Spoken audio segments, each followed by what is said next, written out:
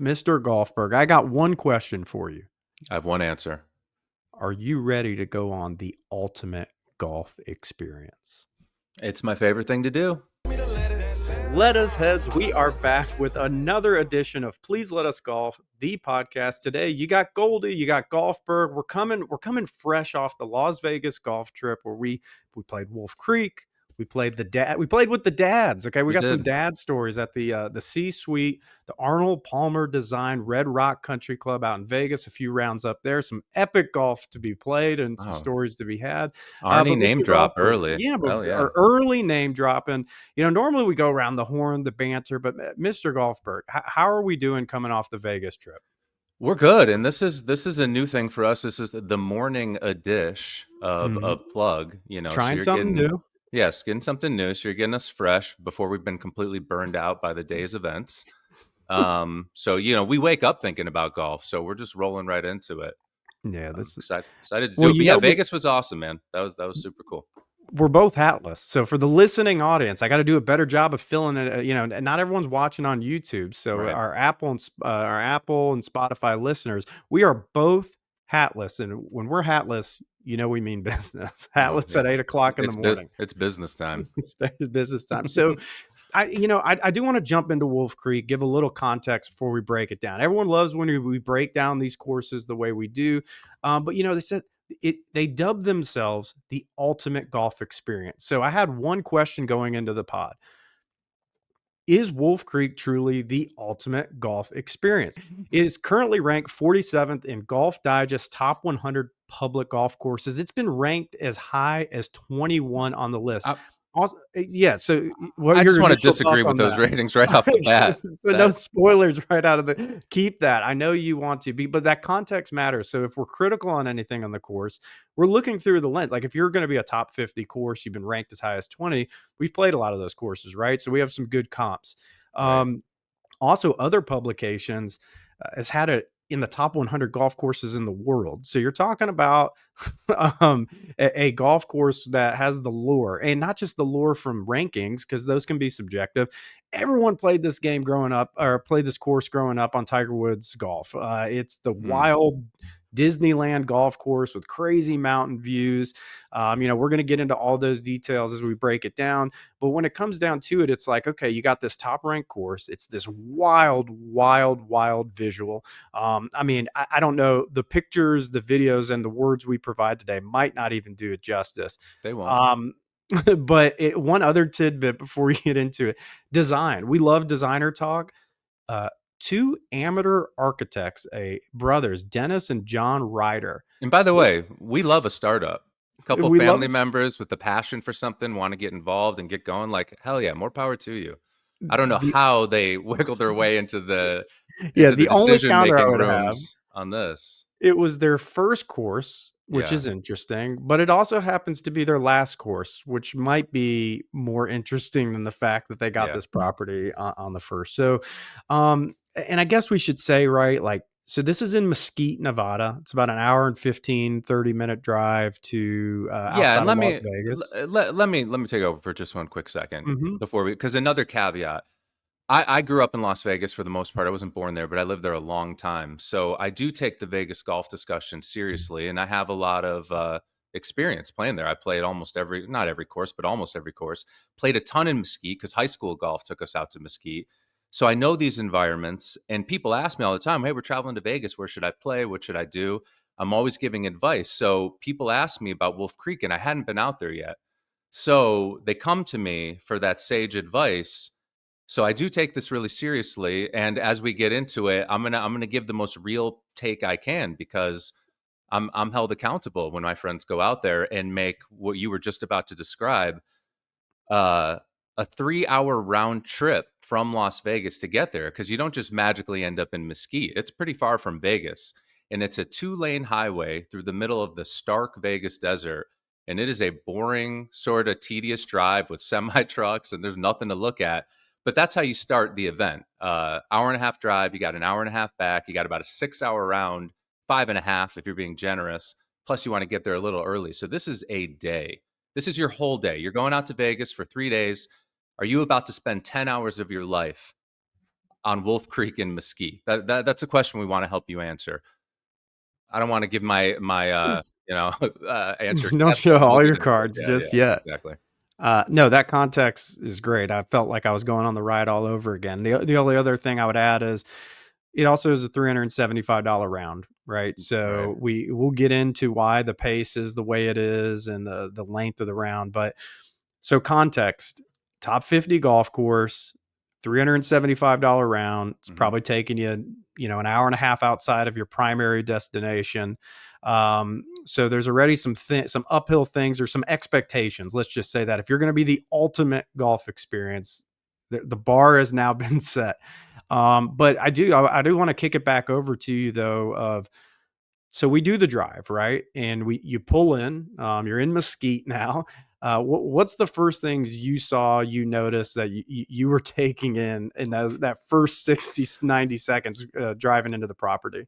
Right. I mean, Mesquite's like this little town outside of Las Vegas. It's a little gambling town. I mean, a few big casinos are what made it pop. And then it was cheaper real estate, so they could build these crazy golf courses out there. And there's no flat land. It's not like a great place to build golf courses, but they knew they can get all these tourists out there and get people gambling and give them something to do during the day. So you drive through Riskin, you're like, okay, just random fast food chains and just kind of, like I said, this stark kind of eerie looking desert, and there's mountains way up in the background. But we're headed to this world class destination. So I keep looking like, where is this? Oh, we're 5 minutes away. Well, where is this like awesome vista I'm about to see? Oh, we're 2 minutes away. We're 1 minute away. And I'm like, what? And you just pull into this random parking lot and look up at the a clubhouse that honestly looks like a prison at this point. I don't know how else to describe it. We'll put some pictures up there. And it's just kind of like, huh, this is it. Okay. And it doesn't have, not a golf course doesn't have to be incredibly impressive with the grounds. You don't have to pull into some magical gate that opens up and like it's Magnolia Lane. It does not have to be like that. But it was kind of like, where are we? This just kind of feels like I pulled into a random parking lot. But let's go inside and talk to the starters and see what's going on here. So um Yeah. yeah. No, so the only thing I would add on top of that is I was the one pushing back on trying not to be negative on the that that first experience as you go in, because again, we're thinking it through the lens of this is the ultimate golf experience. There's this random little 190-yard driving range sitting off to the right. So real fun. You come out to this bomber's paradise and you can warm up with 7 irons. But wait, Um, wait, is it a Bomber's Paradise? That's a good question to have in the back of I'm the gonna write that pocket down there. because we need to get back to that. And yeah, it's assumed bomber's paradise. Um, Random little range, rinky dink little putting green, 2, 3 holes, not in the best condition. Mhm. Very odd, as Mr. Golfberg said, a clubhouse. It just total fish out of water situation. Look like in the late 90s, somebody tried to build something modern ahead of its years and it's just stood there for 30 years. Very just odd. But with all that being said, I was like, hey, don't judge a book by its cover. St. Andrews doesn't have a driving range. Like there's some Mhm. great it's all about the golf here, man. It is the golf course what they St. prioritize. Andrews, another golf experience apparently, Yeah. right? So we're Yeah, com not the ultimate, but Oh, a right. very good one. Not the ultimate. And you walk at the clubhouse and it's like merchandise just threw up all over itself. I mean, that's how I would describe it. Every color of the rainbow, every brand you've ever heard of, but not the best ones. And uh, like just a million items. And you're like literally like weaving your way 'Cause it's through not a shirt big merch area, but I've ever it's the seen. most merch per capita I've ever seen. The most murder. Yeah, which kinda, the golf experience, and you're gonna want a few tokens that you're gonna wanna take away from it. Yeah. Lot of marketing going on. I'm putting some quotes up here. Marketing. This is a genius marketing just endeavor that got So Wolf Creek to where it is. that whole vibe in there was just odd, right? Like for this to be this mega experience, there wasn't really a lot of people. Um, the staff was either like not friendly or dickish. I Well, the don't first thing, so I'm as a local, and my dad, we got a decent rate there. It wasn't that yeah. much off, but it's a little bit off. But I'm checking in, and I'm the first one to check in, and the guy looks at me. He's like, "Oh, they give you a discount? What are they doing that for?" That was Yeah. just the first words he said to me. I'm like, "Oh, hello." Yeah, no, Thanks for not. having us. And the first thing they said is question your rate and then let you know you're not going to finish your round. So I was like, Oh, well, they're that's adamant great. about that. Yeah. Because light works differently out there. Just so you know, when the sun sets, there's no twilight. There's It's no twilight. just it's just pitch blackness. So they've defied Which, by the way, physics I and was the cosmos. questioning, but it's kind of accurate. There was some accuracy to that. Once it went behind the mountain, you don't get as much twilight. And we teed off at 2:40, and the sun Mhm. goes down at about 7:40, so it's like 5 hours, and we think we're gonna get a bonus 20 minutes. We're like, we should be able to finish, but we didn't stand a chance. Yeah. Not even close. So, okay, some of this again, we are violently transparent, and we walked you through that first impression. But then I'll say this: you walk out to the back of the clubhouse, and you overlook the property. It's the first time you see the actual golf course. I'll just be on. My first take was like, "Holy shit!" Like this is you got the fairway stripes. Everything looked plush. Obviously, you Mhm. don't know greens until you're on the greens. The view, I'm just looking at where some of these tee boxes are and I'm going like, this is, I get it. It's the craziest thing I've put my eyes on in all the world of golf that I've played. It's for sure, and it almost I was gonna save this for a little later, but, like, was is it TGL come to life? Yeah. I mean, it felt a little bit like that, just something that they created in a video game or in a lab, and maybe they had to, because you wouldn't have looked at that ground and then, crafted something out of it. There's no way someone looked at there and said, "Oh, this is the site of the golf course I've always wanted to build." It's more like, "Holy shit, this is what we're dealing with. Can a computer just place grass in a few places and maybe we could see where something is even possible?" Um, Yeah. and that's what they did. And I can't imagine so like what the maintenance plan and budget would look like for a property of that scale. The when I hate it because guys, when you say elevation, I don't know what else to say of maybe you go play a wild golf course and it's got one of those cool tee boxes 70, 100 feet up in the air. Um, that's child's play compared to the volume and frequency of what you get playing at this course. So okay, so we're on that back patio. So now we're kind of like, okay, we're excited. We get our shit loaded, roll a couple putts. We didn't even hit balls. Mm-mm. It's you're just bombing drives, like we said, bomber's paradise. You get up to the first tee, it's cool. It's one of these downhillers. It's not the most extreme, but you're feeling like you're going to bomb it. It's a par five. It's a scoreable first hole. Um, I don't know if you have thoughts on the opener. I don't really have that much individual hole thoughts, but I'll just say this. Holes 1, 2, 5, 6, 7, and 8 on the front nine, you finish the hole, and then you take a journey trek on the 3 mile per hour golf cart way back up a mountainside to go to this artificially high tee box. I want to self identify one thing. Okay. I'm scared of heights. And Right. these were extreme levels of height. So I think some of these tee boxes for most people would be really cool experiences. Like I'm 250 feet in the air, cliffside. I can hit a drive 400 yards. I'll just say two things to that. One, for me, two or three of them were just too extreme. I was having borderline panic attacks up there. So make fun of me in the comments. Um, but even with that, it really wasn't fun. After you did it a few times, it was repetitive. The drives became tedious, and then Well, you really couldn't hit driver effectively. That you have no clue where the ball's going. right. You said fun, and we need to talk about carts so we can come Okay. back to it. But the fun of being on the and there are tons of courses in Mesquite that live on the elevated tee box concept. They're all over the place. I play at all of them, and a lot of them are actually pretty fun. This course, though, does something strange. The first hole, in my memory, is the only hole with a truly elevated tee box where you're kind of looking at a straightforward green, and even though the hole kind of is like a it's not a dogleg left at all, but it almost feels like a draw could Mhm. work. It's like going in that direction, but there's still a little room, right? But you can just bomb your drive. You really can Mhm. there.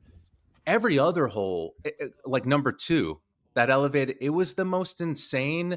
There are no lines. You're Yeah. hitting to like a slashing, like half of an X fairway where, like, okay, if I'm going to hit a shot that needs to carry 220, I got to max out at 240. And that's if I'm Mm. cutting it so it hits soft because there's a big rollout. If I'm going to hit 180, it's got to be between 180 and 195. So you're like, what am I doing? Am I hitting a 7 iron over there? Am I trying to hit a hybrid over there? And there's nothing to aim at.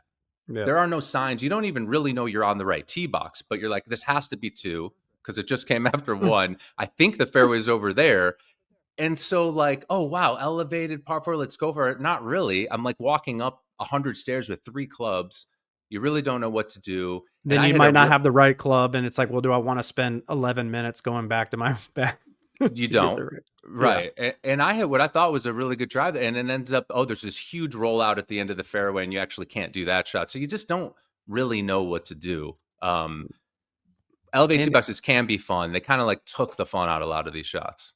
Right. yeah, I think that's a fair way of putting it. Of again, like the frequency going back to the well too many times, but B of the carts, right? Like you said, there's no GPS, there's no pro tips, And there's they're gas no carts. they're gas cart. But I do understand it's so dramatic that they have to cap you at like 3 miles per hour in those carts, or else you have to sign a waiver before you start, for your own liability and the cart liability. And I get it because you could easily flip those Both things. both of us took the waiver and kind of folded it and like put it somewhere. And then Yeah. the guy's like, nope, I need No, you to get he's that like, no, down, I'm going to sign need that here. before you tee off. And you have to initial there. Hey, And then, let's okay. Let's be fair. Starter was great, really yeah, good dude, and stuff, that's nice good because you starters. don't get that a lot. It seemed like maybe that was kind of the theme. The outdoor staff actually was friendly. The indoor staff seemed pretty miserable. They're having a panic Um, attack inside that prison merch yeah, explosion. there's too much. I This is don't too know. much going on. But we do have to talk about the carts because what I mean by gas carts and why that's annoying is you've got the where you hit the gas and like takes a minute and it doesn't Hmm. really go. But when you're on these weird hills, it feels nerve wracking. Hmm. I mean, and so We had to you're push each other up some of them, right? a Because you bunch couldn't of get it. times. Yeah, Or I had to start over, like let yeah. it roll back down the hill, try to get some momentum so you could get back up going again. So you're constantly jumping back into a cart on a rickety cart path. I mean, that are where they tried to almost like break it down and put this weird like fishnet stuff down so like it would give some traction with the tires, but I'm sliding out constantly and I've got my old dad with me. So I'm just like sort of my nerves are frayed the entire time. And what that ends up happening is you never get into a flow state golfing. I think it's impossible to get into a flow state golfing at Wolf Creek where you're just kind of in the zone, you know what's coming, shot, like maybe you could even walk to your next shot. That's never happening. There really aren't any moments to walk. Maybe chipping, you can walk up to the green, but you're always just back into this rickety cart that's either stopping or slowing down or sliding off of a cart path, dealing with these crazy elevations, and then trying to guess where I'm supposed to hit it, and they're not offering caddies, not that we would have taken one anyway. Yeah. Um, but yeah, it's just like I don't know. It's like It's almost like they need like a if this is the ultimate golf experience and you're trying to be different, you need technology that is almost like an audio playback loop on these boxes of like, hey, you see that mountain peak over there? That's your target line. Fly something about 200 yards. And like you need something like that. If yeah, not, and I do think, Aaron, this is a good time to. So we broke the fourth wall, Mr. Golfberg. that's fine. The I, I I do think it's a good time to bring up the question of like anytime you're talking about your experience on a golf course, of course it's going to be subjective, but you have to ask yourself like, why do you play golf? Why are you interested in playing this golf course? And don't go chase it because it's rated or ranked, because there's so much variance and BS that goes into that stuff anyways. And we saw a lot of people out there having a great time. Hmm. Sure, we'll get into it more towards on the back nine. They were playing scrambles, if Yeah, that they're tells you playing anything about. party buses are pulling up, they're Mhm. playing scrambles, lots of, backwards visors, guys stumbling over themselves, having a party, and maybe that's what it is. It's like this bachelor party go play pad, right? Like you said, TGL style golf course. But if you care about your own personal golf at all, I I struggle to think like you'd be that excited playing this golf course. It's so tricked up, and I say that like not necessarily in and around the greens, but these tee shots are so. I mean, it was boring to me. Of like, this is just if I was going to really play this golf course, I would be hitting 5 iron off every single one of these. Yeah. It's just, yeah, I didn't find that overly stimulating. That's A my word. and like I said, I Flow lived in state's Vegas. a good point too. Like, you just never get into it. You never feel like you're playing golf. You're almost like I'm spending all of my time getting to my golf ball. That when I get up to it, I'm just hitting it and going to the next one. For sure. I almost feel bad for the architects because Vegas these environments are all over the place, and they try to build golf courses. There was one more in Central Vegas called Badlands, and it was an attempt at building a golf course in an area where there really shouldn't be one, and Mhm. it ends up being target golf, and that's what anyone will say when you go there, but it was just kind of a feat of engineering, and they did a much better job, and I need to look up who the architects were there, but it's just really, really, really difficult and high level, and if you brought the best golf architects in the world to the site, I wonder if they would have just walked away and Yeah. said, I just can't pull off anything that kind of represents what I typically like to do. This is gonna be more like a different kind of experience, so Yeah. maybe it is for the rookie. Yeah, no, Oh, but maybe so.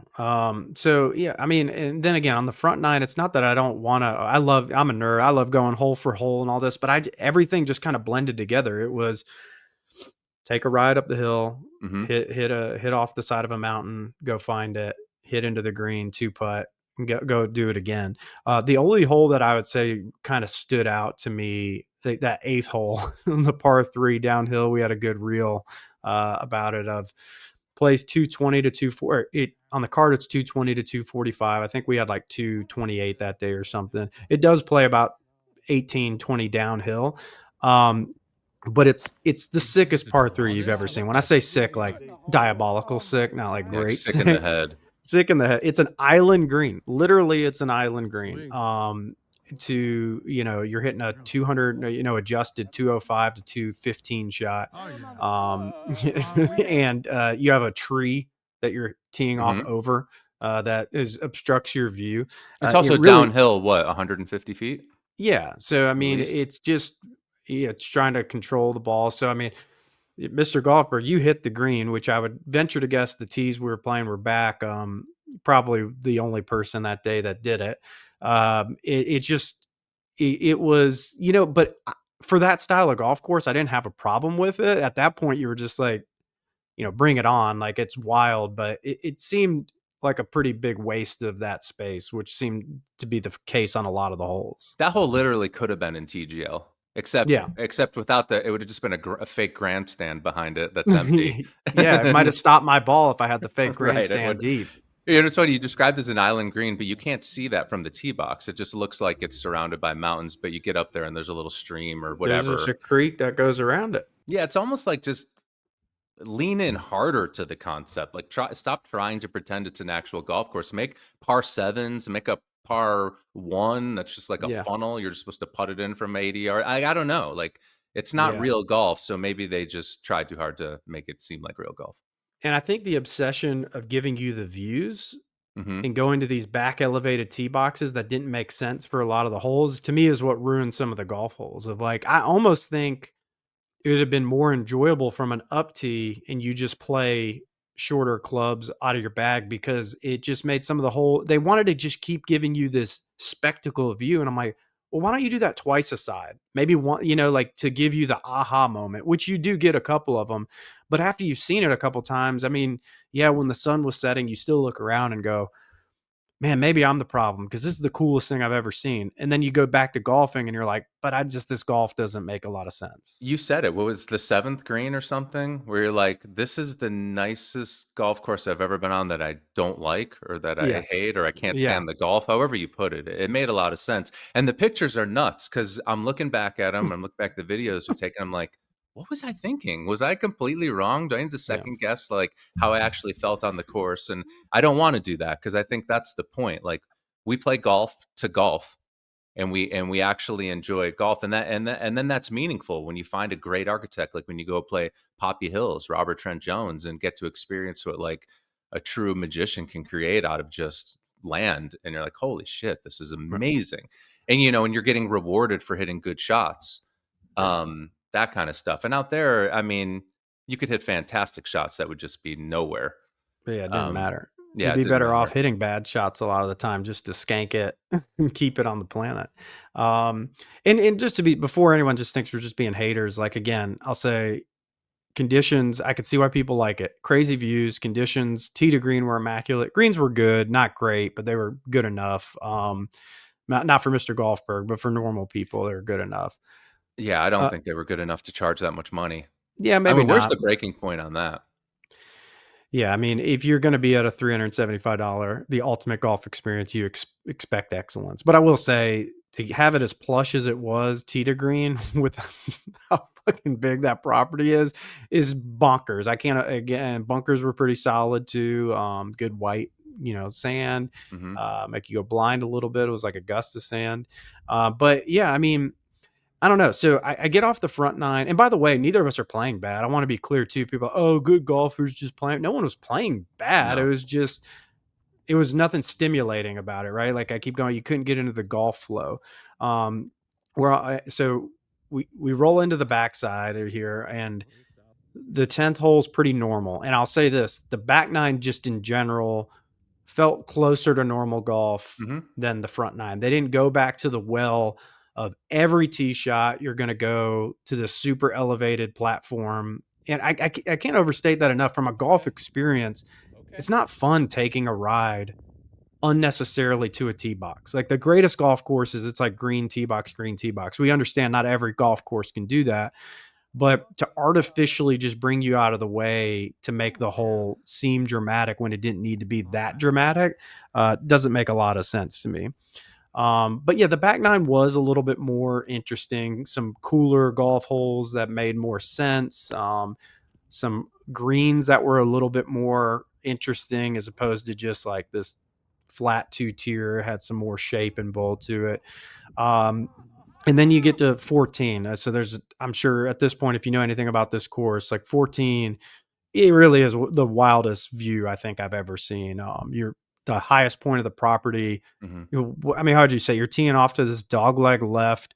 It's like 450 yards. And technically, if you really wanted to, you probably could hit a driver directly at the green and maybe drive this green. I don't know. That's too Again, far. if you don't do it, like you're just out, the ball's gone. So it's like, is it really an option just because you technically could do it?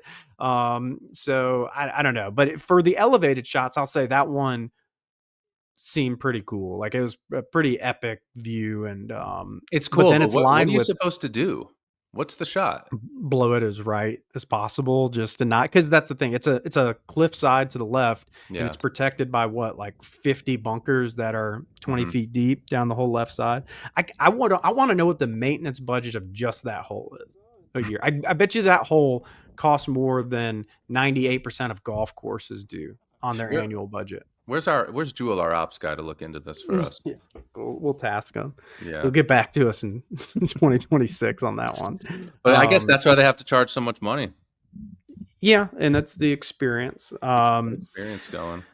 Yeah, so I don't know, man. So I guess, and then this is where it starts getting, because again, I do want to be clear. Back nine had some really cool golf holes to me, much more so than the front. But pace of play, even though at this point we get the See, here's the problem. This looks ridiculous right now on video. yeah, This course is not as cool as it looks. yeah, it's literally It's not. this is the definition of an Instagram golf. Yeah, this is it. To the 16th hole, and it starts becoming a log jam. All those bachelor parties in front of you, they start playing the last few holes together. We get to the 17th hole, and there's like 17 and 18. They have like four groups playing the holes together because everyone's trying to finish before the sun goes down. They don't give a shit who's behind them. Everyone's drunk off their ass. Um, and we're sitting there like, guys, are we done? I will give it to them though. No rangers on the course. That's Yeah. kinda, I mean, you got all this insanity out there, and there's no one, like, riding around telling people I don't remember a single person. I mean, maybe I'm just No, forgetting it. there's not a single anything. There's no ranger. There's no cart girl. They do have a Yeah, little turn stand. It's probably too dangerous to have rangers out there, man. It's like, exactly, like, we went with our dads, and we didn't let them drive. I yeah, mean, that was rule number 1. that's not even a joke. And the guy even said that the starter was like, "Oh, you wouldn't believe the crashes we have out here." I Oh, mean, like, yeah. I no, I would believe it. I wouldn't believe. I can't believe that this exists. That's what I can't believe. Like because of, I guess that's why you have to sign waivers because it would be a lawsuit nightmare. Part of the budget too is they have the helicopter, pilot on staff to airlift you out of there. Yeah, we were getting buzzed by the helicopter quite a bit, We and some, did. Yeah, yeah, no, I forgot. I thought I was, yeah, the and helicopter's out there every a bunch. time it happened, everyone had to stop and Mhm. look at it like it's the first time you've been buzzed by a helicopter. After the ninth time in the round, I was like, "Can we just hit through the buzzing of the helicopters, guys? It's okay. It's not It gonna is mess cool you up." though. Right. Um, so yeah, man, I don't know if I really have any other takes other than, uh, I just I I don't I get I think we expected something completely different than we got. So we just want to make w that clear. Like you're going to this court, like you said, Bomber's Paradise. Actually, not really. You really mhm, don't want to hit a driver ever out there. You're only going to get in trouble. So it shortens the course, and then you're hitting really tough irons to really elevated greens and kind of some wonky stuff going on. And even when you give yourself 10 feet for birdie or 15 feet, it's going to bump a little bit, yeah, which I do get frustrated with. I think at a certain point when you're charging that much money, you got to do a better job of rolling out those greens and keeping them flat. But that's also a product of the people that they're bringing out there. It's less of the purest golfer, maybe the people who are going to fix their ball mhm, marks or not drag their feet on the green. So you're just the later in the day you play, you're going to deal with more of that. So that's fair. Um, but I just think you take everything into account. I'm flying to Las Vegas. I've got decisions to make. Where am I golfing? What experience am I going to have? Do I have time to golf during the day and still hit the pool and still watch a game, right? And still make some bets and get back in time for dinner? I posit that if you want to do this thing at Wolf Creek, whether you go early or not, like you're dedicating an insane amount of time to this place and you're going to get an odd version of golf. It's just going to be more party time than golf time. It's a stressful kind of getting through the golf course experience, right? So it's not like a relaxing thing. It's more like you're either getting drunk or you're just kind of dealing with the tediousness of the golf course. You're spending a lot of money out there. And so I just think there are better things you can do with your time. If I have friends traveling out there, I'd be like, why? Go to Paiute. yeah. That's half the drive. You get 3 awesome golf courses, awesome design, and perfect condition, and you can have a lot of fun scoring and still do the same thing where you're screwing around and having a good time with friends, and, all that's available to you. I just think, this course is an overpromise, underdeliver. That's what it is. I think it's the definition of a marketing scam. I think that's what this place is. They have built up this reputation where every YouTube golfer's going out there. We're playing the course that everyone's talking about, and I'm going to vlog in. And that's why you're going there because everyone's talking about it. And I don't know if people are telling you straight what the experience is really like. They're getting paid to go out there, so maybe it's not a big deal. But if I was offered a free round of golf at Wolf Creek next time I'm in Vegas, I'd probably pass it up. I I I know I'd pass it up. I would 100% never play golf there again. Yeah. Um, but I mean, you just summarized it perfectly. It's bit marketing scam meets like I would the only counter that I would even accept before people just blow us up in the comments. You're haters. It's a shit take. Blah blah blah blah blah. The only counter I would even accept is like if you're not there for a golf trip and you just are having an activity day for your bachelor party or for girls like golf bachelorette party and you're just going to like guys we're playing the scramble maybe and we're getting fucked up like Hmm.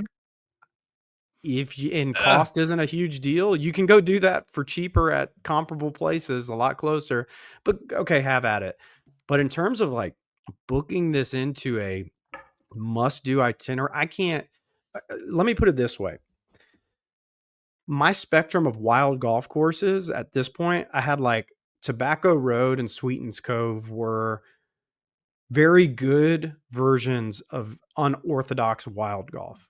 I had the Carew at Cabot Citrus Farms of a bad version of unorthodox wild golf. I have Wolf Creek on we uncovered a whole new spectrum, right? We got to come up with a whole new paradox of what this is because it's like people. I've heard people here that I know. That I'm in the southeast of. Oh, it's like the Tobacco Road of the West. I'm like, no, that's so disrespectful. The Tobacco Road. It's an excellently thought out, designed golf course with helping features. Just some wild things you'll never see on a day to day golf course this ain't it. Like this was, and that was fun. Like there's nothing to me that was fun about this. And maybe I'm the old fuddy duddy. If scramble with the boys is what you're looking for, have at it. But if we're talking top 50 golf course, the ultimate golf experience, operation. What's it say? We realize that it takes so much more than a beautiful and challenging golf course to be considered the ultimate golf experience. It takes a committed staff dedicated to the small details. And I'll just say, like, there was no committed staff and Where there was were no they? attention to detail. Right. So uh, I don't know, man. That's my parting words. It's a hard pass and a disappointment for me. It's a hard pass. Yeah. No. And Uh, not that, yeah, we don't need to do it again. We already did it. It's unfortunate. You have to compare this course to some of the elite courses we played. You have to compare it to some of the other golf experiences, the Aaron Hills, the yeah. Poppy Hills, We the were tough Sand on Aaron Valley. Hills. Aaron Hills, I Oh yeah. mean, it's not even in the same But stratosphere. to bring it up, incredibly difficult course, but you kind of are understanding that the pros might be able to make hay there. And it's sort of like it's still going to, if you are an insanely good golfer, you can do something there. I'd love to see the best pros like go to Wolf Creek. I know they would complain like friggin' crazy, but it would be interesting to see what a guy like Rory could do out there. Maybe it would enlighten me a little bit, but nah. Better options. Yeah, nah, we'd rather see you play something else. Yeah. So let's pivot real quick as some Sure. bonus coverage though, because that was only day one of the golf trip. We spent the next 2 days back at Las Vegas proper. Our dads live there. They hosted us at the Red Rock Country Club Mountain Course, Arnold Palmer design. Really, dude, just an extremely solid private golf experience. Like, most of what we talk about here is public. We try to be relatable, but when you get the C-suite treatment, who doesn't love a private golf getaway for a couple days? But not a pretentious club by any means. Pretty laid back. Uh, I'll just say this: you grew up playing this course a lot. Every time I go out there, I leave and go, man, that's just a great golf course to be a member at, because it's not cupcake golf by any means, Mm-mm. especially not the back nine. It's in very good condition. Um, the rough is penal, but you can also kind of get away with it too. Not really penal greens, nothing too severe. You got to learn which direction of the mountain you're putting to and from. That's probably the hardest part for us as visitors. But just an awesome time, man. So we played 36 on Friday. We played 18 on Saturday. Walk us through, Mr. Golfer. You're the resident from there, really. Tell the people why Red Rock is such a fun track. Yeah, if you get a chance to play there, if you know a member, like you won't regret it. It'll be fun because the guest fee isn't bad too. I mean, the members have to pay a lot more, obviously, to get that treatment and to get that daily lifestyle out there. But it's as pretty as can be from the clubhouse to the pros are awesome. The range is exceptional, right on the mountain. Really nice putting greens, and those greens they keep them in great shape, and they get super fast. One thing I've noticed though is like an Arnold Palmer course there's a lot going on the greens and there's a lot of interesting shots you can hit, but he also provides some flat-ish areas for where we're going to stick the pin. So if you do hit it close, you've got a reasonable run at a birdie, right? Or you can get up and down. So it's not going to torch you every time. It's going to give you chances. And we just talked about a golf course that's not fun. This is the exact opposite. I mean, you asked me what my favorite holes were, and I wasn't really sure how to do that, but I just was going through them like one, fun, two, fun, three, fun, four's fun, five's fun, Yeah. six is tough, seven's amazing, and eight and nine are awesome. And you look forward to them because they are birdie holes if you can hit good shots, but I have bogeyed both those holes a bunch of times. I've doubled nine and I've eagled nine. It's just one of those holes. You get to the back nine, same thing. 11's great, 12's great, 13's great, very distinct style. It's got what I call, the finishing stretch. The last four holes are right up against the mountain, Yep. Yep. moving back towards the clubhouse. So just amazing views everywhere. Has a couple moments where you've got elevation, but fun elevation where you're looking Yeah. out at like a slight dogleg left fairway and you see the shot. And if you commit and hit the shot, bam, you get And let's rewarded. be clear about the elevation. You're in the Red Rock Mountains, so they use it like to where you naturally get to a point where you're at an elevated point, and then Mhm. the ground slopes off. But you like, it's the ninth hole, and you have the whole Las Vegas Strip just a few miles down. You're over Yeah, there looking.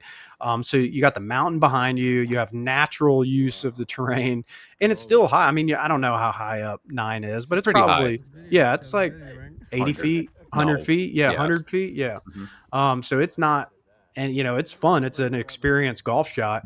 Where you can bomb it, but it's also you gotta be careful. You got that bunker right. If you get a little nervous up there and you might accidentally fan it, now you're looking at a bogey or double. So it's a cool risk reward, but the shot's there. And I've learned just be confident and take it, and then you can really, take on that hole. You But did yeah, learn that. You did learn that by hitting one of the greatest golf shots I've ever seen as an approach into that back left flag. We do. It's definitely one that like words might not do it justice, but we got some pretty good video footage of the full tee shot approach and putt into that for that eagle. we do, and I was lucky enough to get that recorded. I had Pop G, my dad, traveling along with us. He was injured this time around. I was just there 2 months ago. This guy's in his mid-70s. He's so friggin' good at golf. He's so steady. Back in the day, he was always good, but he couldn't really putt that great. Now he can kind of putt. His short game's good. He hits wedges good. He bombs Everyone drives. knows puttering starts surging when you get into your 70s. It can. He finally was just looking at my son. He's like, "How's that guy so good?" He finally took some advice. But he's super senior club champion there. He's got 6 hole-in-ones there. We were asking him, "What's your favorite hole?" He's like, "I guess number 7 because I think I've had 3 hole-in-ones on it." And by the way, What 7 is the most beautiful hole on the course. That super elevated par 3, where you're just looking at the whole strip and you're up against the Red Rock Mountains, and it's just as cool as can be. So yeah, Pop G wasn't at his best this time around, but obviously still hanging and really having fun and enjoying. And then your dad, we got to Mhm. give a shout out. Yeah. Uh, No, I'm proud. Like he doesn't golf as frequently as his older brother does, your dad, but he clearly was ramping up for the golf oh event yeah, because he the last, let's just call it 5 to 10 years, the game atrophied a little bit, but he was peaking, man, and you could tell he was keeping it in play off the tee, hitting iron, getting up and down from everywhere. well, I all of a mean, sudden the spider putter, like yeah, he's dude, just lag putting to pretty close where like the reasonable tap ins. We're like, yeah, what is just happening? tapping pars, saving pars. Yeah, I mean, I don't know what handicap he was really playing off, but he played well below whatever it would have been. So, and it's fun for look, no matter what, when you go play golf, if somebody's having a bad day, it's kind of if it's kind of hard, it can bring the group down, right? Because they Yeah. get in their own feelings, and nobody means to do it, but it just happens. I've golfed enough to go like, hey, when somebody's really going sideways, it can mess up a golf day, let alone on a trip. But yeah, he played awesome, and it was good. They got to see the cousins here. We had our own competition going on. You know what it Uh, is? It's like, as Please Let Us Golf has taken off and we're getting more established and more notoriety. I mean, you can't be a dad of Goldie and just be hacking it around. Like he knew, like I got to get my shit together. I got my older brother beating my ass all the time. The kids are yeah, too good, so he's coming around. Like he always had a good swing, and now it's like coming into form. So we want to see I that just keep need him to going. stick with it. Don't be a tinkerer. Just stick to the plan That's so and easy for you understand. to say. Don't be a I know. tinkerer. I know, The but king it's tinkerer. also golf's hard though too, Yeah. right? Like that's the hardest thing. Like consistency matters, but even if you're playing consistently, we know I came in with some driver struggles and luckily by the end of it worked its way out and it was all good, but it just happens, right? It's just golf. It's golf. Um but yeah, the dads, man, like there's endless idiosyncrasies we could get into. Some of my favorite things, Pop G, your dad, he had some spray painted clubs. Uh, I don't know What what what was the reason? Because they just he aren't said. They were looking as just good. fading. They were looking They're a little fading. old, so we gave it a nice shine of the That blacks. That's what people do. I think I told you the story too. I remember back in God, was I in high school or something or earlier than that? He spent 2 months trying to paint his Corvette. He had the whole garage taken over. If you can imagine, plastic sheets just friggin' everywhere. And he turned our house into Earl Shad, and that and that it did not work out. I mean, props on him for trying, but I remember he had a very grainy finish on Yeah, at the end. It was sort of like a bumpy, kind of a textured feel yeah. on a I'm Corvette. going for that Not what he was texture going look. for though. So he definitely got a pro finish. But on the clubs, he doesn't mind the textured finish. It kind of helps it slide through the rough, apparently. And I think did you detect a knockoff wedge in there? Yeah, so and we didn't even want to bring. He'll listen to this, but we gotta look at the source of that Titleist T200 pitching. It's like a 48 degree or Wasn't it a something. T2000? It was a T2000 to where I saw it out of the corner of my eye, and I go to Aaron. I go, Mr. Golfer. I go, Aaron. I've seen every variation of this club. That is not what the T200 looks like. So we started looking it up, and there's a whole Golf WRX thread on this knockoff T200 that people are buying. So I probably should ask that, the story behind where that was procured, but it We was a need to fake club. we need to send a picture of his bag to that equipment junkie guy and let him do a run through because he can really break shit down too. That's not a bad idea, I know. actually. That would be amazing. But it's funny, and it's not I know the dads get sensitive when you bring up age, and I get it. But it is kind of nice. You get to an age in golf where that kind of shit doesn't even matter. Like Yeah. to where, yeah, I can just get the knockoff for. I just need a club that I'm going to knuckle 100 yards. I don't care what it is. That's kind of you graduate into that. I can't wait instead of Yeah. looking instead of doing equipment carousel and looking for excuses of I just had this. It's like, no, I just got this knockoff title. It's just as good. Well, also inflation. I mean, they used to buy golf clubs for what, like $3, $4 a piece. So paying $600 for an upgraded shaft, no chance. Yeah. That's not happening. Yeah, and my dad too. I love the carousel of golf balls. He would kind of Mhm. change it up hole to hole based on his vibe of like, this ball could, there's some hazard here, so I'm going to pull out this ball. And we would go. He had like the blue, yellow, fluorescent ball, which that one he was vibing with for a while, but it was just different colors. I'm going to pull out the Pro V1 here because it's a par three, and I Makes was like, sense. I love that too. You play your ball based on the hole. I Yeah, you love do your that. thing. My mom, she'll do a walk in the morning with the dog, and they collect golf balls in the desert. That's one cool thing about desert golf. And I'll see my dad before he goes golf, and he just looks through the bushel. Ooh, I'll take one of those, a Callaway one here, and he's set for the day. I mean, you gotta save where you can in this economy. Yeah. Come on, Oh, Andrew. no, And these that is days, true. We're probably not that far away from playing the, Oh shit. multicolor Come back. fluorescent found golf ball. Oh yeah, why shit. not? I mean, you play the Pix ball, don't Damn, you? dude. I love the Pix ball, but Nice. That's a lot technically, going. it's a new high end tailor made, so it's a little different than finding a Callaway in the desert. But But I love the it's Pix. it's wild. Yeah. Yeah, I mean, I got anything else to debrief from Vegas? It is a cool place to go on a golf trip. I mean, the weather was great. Hmm. No humidity. So if you're in the southeast, it's no secret going out west. Not having humidity is awesome.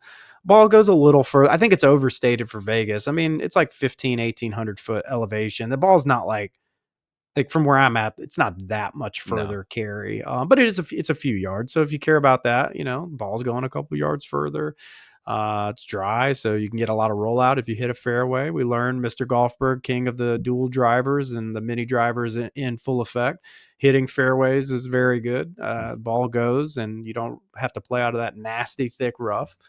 But yeah, I actually every time we go out there frequently, I always come back and go, that was probably more fun golf wise than most of these other places I go to. Yeah, better be. My dad's playing a perpetual round of golf there that literally never ends. So I Yeah, hope it's fun and engaging. I think it is. you But can't yeah, not. obviously, no, you know, everyone knows Vegas is a great place to travel to and play some golf. But just stay in Vegas. I don't know that you need to go to Mesquite. I don't know that you need to do that. I don't. And you, by the way, just another pro tip: stay off of Angel Park as well.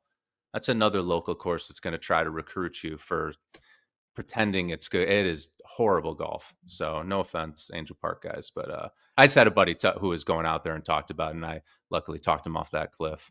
Yeah. Um, This so is what before you go out, there's only 2 or 3 public courses that you just pencil them in, but then send an email to every private club in Las Vegas, and maybe one will answer and say like, "Yeah, we'll host you as a guest fee," and then just go because that is the negative there. The private golf scene is yeah, pretty freaking elite. Like if Red Rock is supposed to be like the second tier, and I'm like, that's a better club than 98% of the clubs in America, probably. for So sure. it's outstanding.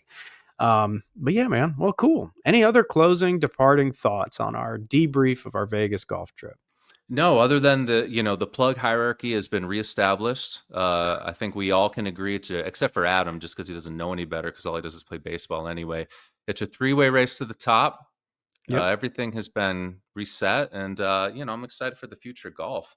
There's you're playing good, man. It's exciting to see. We gotta thrive through the summer. We We'll do. be playing some other golf later in the year. Can't wait for that. But yeah, man. Okay, this has been good. Wolf It has been Creek, good. not the ultimate golf experience, but hey, different strokes, different folks. Go do something else. But guys, we got a lot of fun coming up. So if you got to this point of the pod, this is where we do some plugs. We got Golf Forever. Yep. Promo code plug at checkout. These things are flying off the shelf.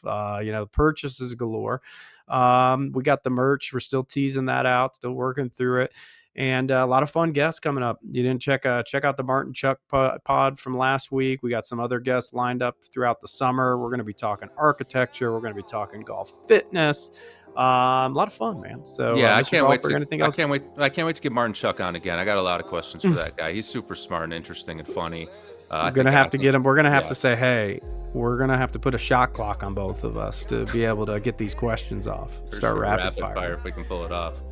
But all right, I'm good for Okay. Goldie, for Golfberg, lettuce heads. Most importantly, we say it every week: stay plugged. Peace. And go practice your putts. Yeah, golf forever. Golf forever.